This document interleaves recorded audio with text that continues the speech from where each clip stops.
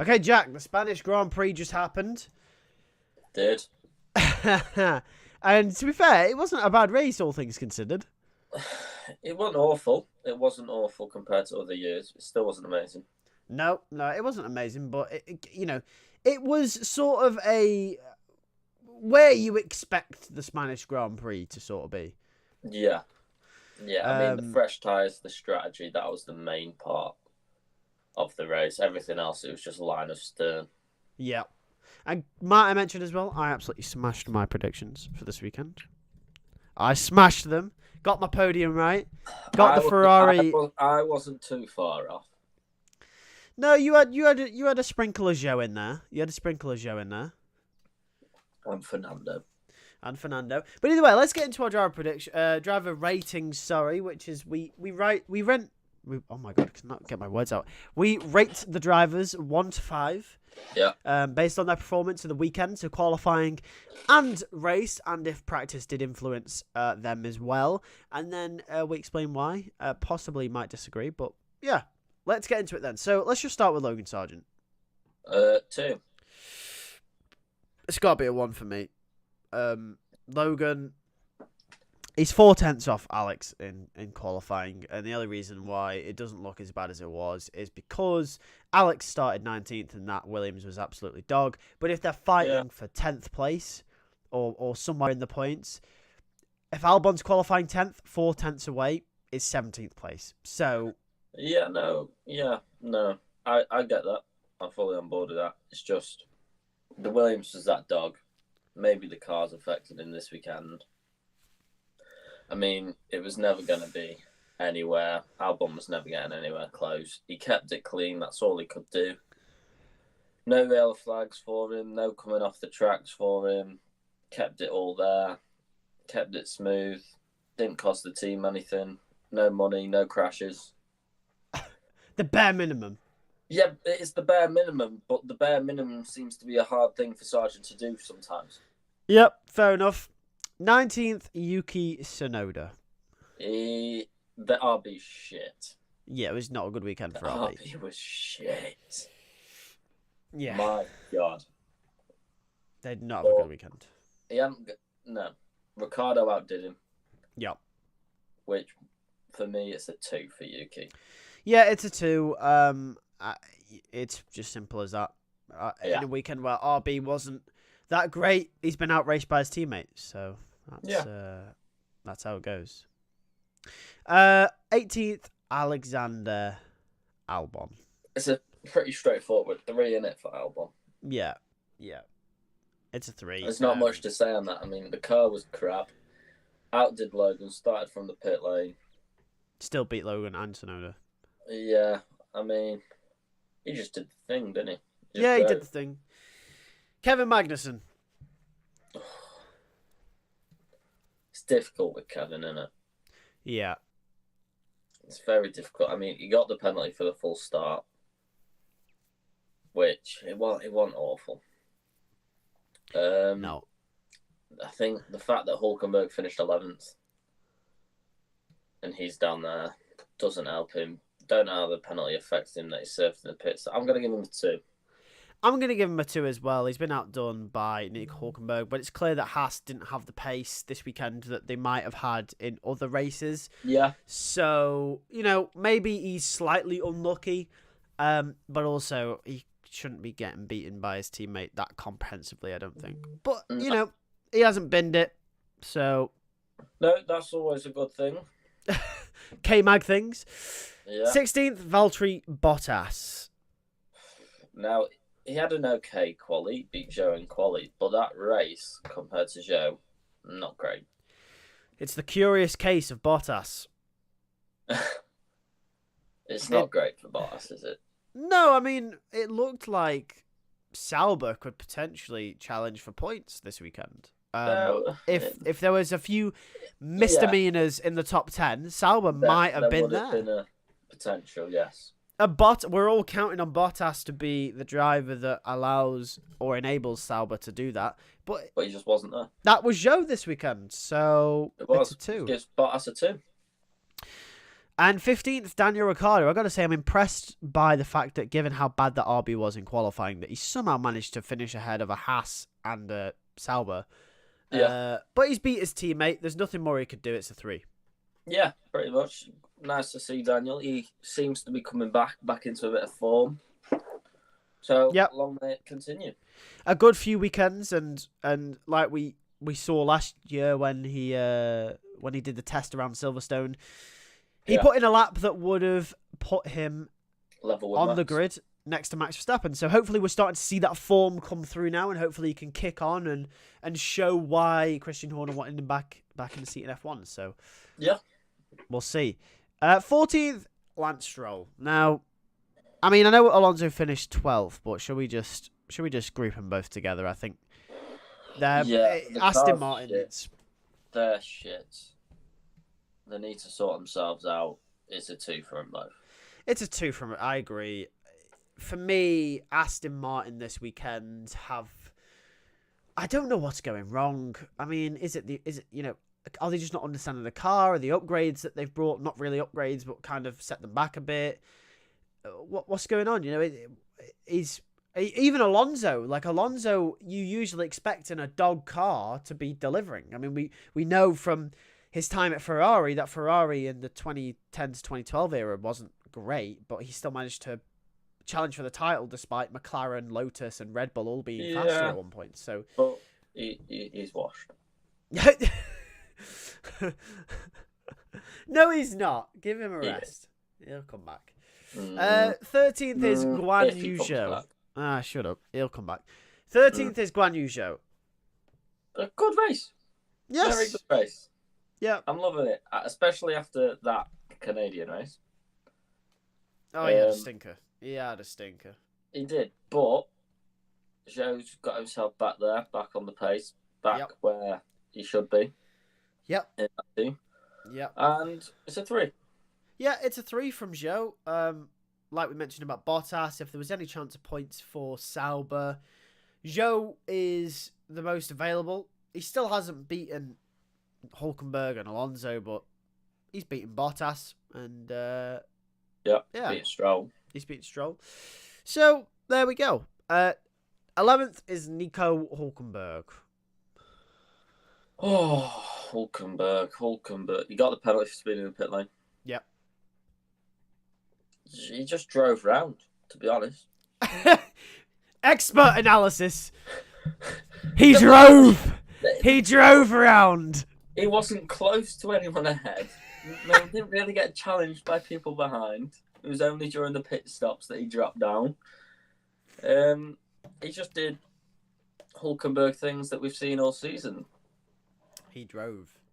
Yeah. He drove a car. Great. Yeah, he's he drove. There's more than can be said for Stroll a lot of times this season. That's true, and Sargent. So exactly. It's a case of, Haas obviously probably weren't quite where they usually are in terms of being able to get points. I mean, then again, Alpine have obviously delivered a car that's at the front of the midfield this weekend, but yeah, Hulkenberg has maximised out of that bottom 10 everything he could, and he's so. Moving on to Alpine, Esteban Ocon. Shall we group them? Well, no, I'm not giving them the same score. No, I'm not giving them the same score, but I think we can group them because they both performed. All right, yeah, go on then. I mean, they both performed. I mean, Ocon wasn't at the level of Gasly, but he still scooped up the points and was clear of everyone else behind him. Yeah. So, it's Ocon 4, Gasly 5. Yeah. Purely down to the fact that Gasly was ridiculously quick in the top 7 and 8 most of the race. Yeah. Only dropped down to 9th because Perez was on them fast softs at the end in that Red Bull. Yeah. So that's why Gasly's got the 5 and Ocon's got a 4, but both of them great races. For me, Ocon, it's a situation of Gasly obviously a 5, phenomenal weekend. Ocon, yes, he finished behind his teammate. However, in a car that has the potential to score points, like for example, the RB has this sometimes this year. You don't see Yuki and Daniel scoring points. It's one or the other, right? But Ocon and Gasly have both maximised the Alpine being the quickest out of the midfield. They did. And certain drivers on the grid sometimes don't have the capability to do that. I.e., Kevin Magnussen sometimes, Logan Sargent, Stroll. You know, you name drivers, sometimes they don't maximise when they should be. Ocon and Gasly have both done that, and that's what impresses me the most about them this weekend. Yeah, well, the only guys that are ahead of them is the top 4 teams. Yeah, exactly. So that, for me, solidifies the results for them both. So yeah. Moving on then, Sergio Perez. Better than the previous 3 weekends, but it's still only a 2.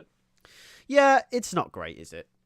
It's not great when your teammate's that far up the road, that quick, challenging for pole, and you're there fucking P8, 7/10 back, qualifying behind Gasly, mind you, dropping down to 11th because he's got a penalty from the race before. Yep. Not really coming through the field that quick compared to a Piastri. Yep. Only just got the Alpine of Gasly down to his poor pit stop, probably prior in the race, which probably caused Perez to get that P8. Yeah, no, Perez was shit, but better than past 3 weekends. Yeah, and his teammates won the race as well. So yeah, it's a 2. It's almost a 1. I mean, you listing off all those things there has made me think maybe it's a 1. But it's a 2 because he's actually got Q3. Yes, and also in Canada he made no inroads, but at least he managed to overtake and secure some form of points in this race. Yeah. So there is that, and considering he's got a new contract, maybe he can use this now potentially as a building block to get this form back. I root for Sergio Perez. He's a great guy. He's a great racer. Yeah, Nice this new guys contract, last. they do, but this new contract that he's got, he needs to improve. I hope Red Bull have a release clause in this. They Jesus must do. Christ. They must do. 7th is Oscar Piastri. It's a poor guy, man. He had a phenomenal race, very quick, showed Perez up. Yep. But he fucked it in for himself. Yep. He had the pace to easily be top 5. He did. I can't help but think if he qualified in the top 5 with that lap and didn't make a mistake, he would have been challenging for a podium. He would have been in the mix with the Mercedes, certainly would have been in front of the 100%. Ferraris. You know, if he managed to cause a ruckus into turn 1, does that mean he's in with the chance of a win? Does that mean Lando wins? You know, there's all different scenarios that could have come of this. So he has screwed it for himself, but maybe hasn't helped Lando out in the sense that maybe they could have used him for more strategy options, etc. Yeah. You've got to take all these things into consideration. He's had a great race, yes, but qualifying that far down the order has not helped him. It's a 2. Yes. Carlos Sainz, Charles Leclerc, both Ferrari. Put them both on a 3. Didn't do much. Did where the car was. Drove in circles. Disappointing weekend for Ferrari for me. The only thing would be was Charles, obviously at the end, appeared to have pace over Russell, was catching Russell. He did, which was very, very close. One more lap and he would have had it. That would have been gone, yeah. But the disappointing weekend for Ferrari, all the hype with the upgrades. Oh, they're gonna be back. They're gonna be back. Charles is gonna be there with Max. They're not gonna be back in Austria and Silverstone. I think Fred's already come out and said that that these are tracks that they're going to struggle on. Yeah, which is disappointing because we were hyping up a championship battle in Imola. Yeah. But I'd have to Monaco, especially. But oh well, they're both on 3s. They maximised what they could out of the car. I don't think they were anywhere near the Mercedes, despite Charles almost challenging Russell at the end. So yeah. George Russell in 4th position. It's a 3. Didn't do anything wrong. Blistering start. Yeah. But at the end of the day, he was in 1st. Hamilton was in 4th. Hamilton ended up beating him. Hamilton just seemed to have that bit more pace than Russell overall. Russell still looks slow, even in front of Max and Lando. Yeah. But it's not a bad weekend from George. By no means. I think Hamilton just overall through the whole weekend outdid him, which is why Hamilton's a 4. I can't help but think as well that that it's a 3 from me, so it's not a bad result, but Yeah. it's a 3 because he should have beaten Hamilton with the start that he had, but he didn't. But either way, doesn't matter. Still a good result for Mercedes. I think third and fourth was, no matter what order they were in, was what they were going to achieve anyway. I couldn't see them achieving second. Max and Lando were in a different class today, so I couldn't. Third and fourth was the maximum, and they delivered on it. So 4 for Hamilton for finishing in the podium, 3 for Russell. Good weekend for Mercedes. Yeah. Which leads us to second place, Lando Norris. It's a 4.